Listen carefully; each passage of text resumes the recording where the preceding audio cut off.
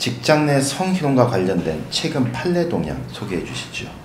네, 최근 법원은 성희롱 사건을 심리할 때 성인지 감수성을 강조하고 있습니다. 대법원은 법원이 성희롱 관련 소송을 심리할 때에는 그 사건이 발생한 맥락에서 성차별 문제를 이해하고 양성평등을 실현할 수 있도록 성인지 감수성을 잃지 않아야 한다고 판시했습니다. 또한 직장 내 성희롱의 개념이 확장되고 있는 추세입니다. 대법원은 같은 사건에서 다른 사람이나 매체 등을 통해 전파하는 간접적인 방법으로도 성적 굴욕감 또는 혐오감을 느낄 수 있는 환경을 조성하는 경우도 성희롱에 해당할 수 있다고 판시했습니다.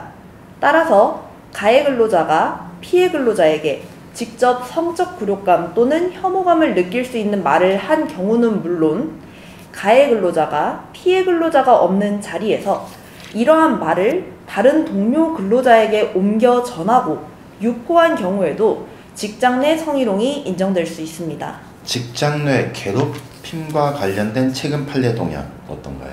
직장 내 괴롭힘은 비교적 최근에 입법화되었기 때문에 판례가 아직 많지는 않은 것 같습니다. 그래서 현장에서 업무를 담당하는 실무자 입장에서는 판단 기준이 애매할 때가 많을 것 같습니다. 이런 경우 다양한 사례를 많이 접해보는 것이 가장 좋은 방법 같은데요. 경우에 따라서는 외부 기관이나 전문가의 도움을 받는 것도 고려해 볼 필요가 있을 것 같습니다. 자, 회사에서 발생할 수 있는 여러 상황 중에서 직장 내 괴롭힘 여부가 애매한 경계 사례가 적지 않아서 여러분들도 매우 궁금해 하실 텐데요. 자, 이럴 때는 어떤 기준에 따라 판단해야 할까요? 특정인에게만 컴퓨터, 전화기 등 업무에 필요한 주요 비품을 제공하지 않았다면 원칙적으로 부당한 차별 대우로서 직장 내 괴롭힘으로 인정될 가능성이 큽니다. 하지만 특정인에 대하여 회의 시간 통보가 누락된 경우에는 이러한 누락이 지속적, 반복적으로 행해졌는지 여부에 따라 직장 내 괴롭힘 인정 여부가 달라질 수 있겠습니다. 사전 예방 문제에 대해 알아보겠습니다.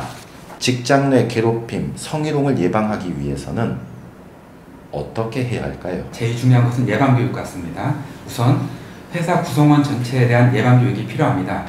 남녀고용평등법은 사업주에게 직장 내 성희롱 예방교육을 매년 1회 이상 실시하도록 의무조항을 두고 있습니다.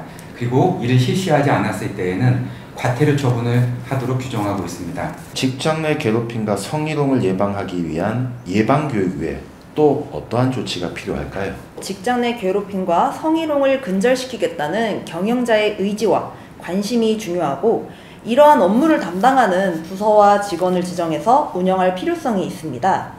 그리고 정기적인 평가를 통해 개선책을 마련하고 시행할 필요가 있습니다. 사업장 여건에 따라서는 이러한 시스템 구축과 평가 점검 업무를 자체적으로 수행하기 곤란한 경우도 적지 않을 것 같은데 어떻게 해야 될까요?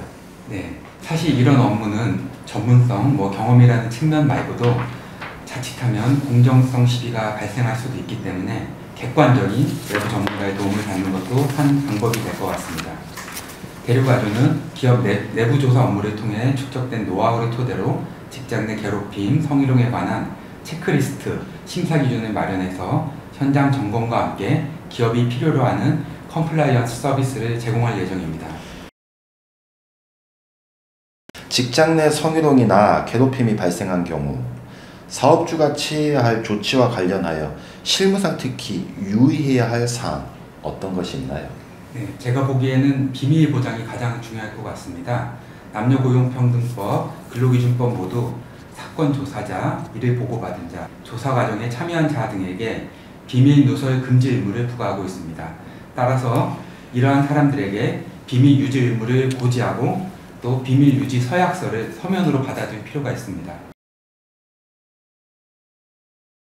직장 내 성희롱 괴롭힘에 관한 조사위원회 구성과 관련하여 만일 일부 조사위원에게 이해 충돌 소지가 있는 경우 어떻게 해야 할까요? 조사의 공정을 기하기 위해 그리고 가해자에 대한 징계가 소송으로 비화되거나 피해자가 지방고용노동청에 진정하는 경우 등을 고려하면 이해충돌 소지가 있는 조사위원은 제척, 기피, 회피를 통해 그 조사 절차에서 배제되어야 향후 이러한 소송 과정에서 회사의 사법 리스크를 줄일 수 있습니다. 자, 오늘 법무법인 대류가주에서 개최한 직장 내 괴롭힘, 성희롱 예방 및 대응을 함께 해주신 여러분 감사드립니다. 저희 대류가주 형사 컴플라이언스 부문에서는 정기적으로 웨비나를 개최해오고 있습니다. 감사합니다.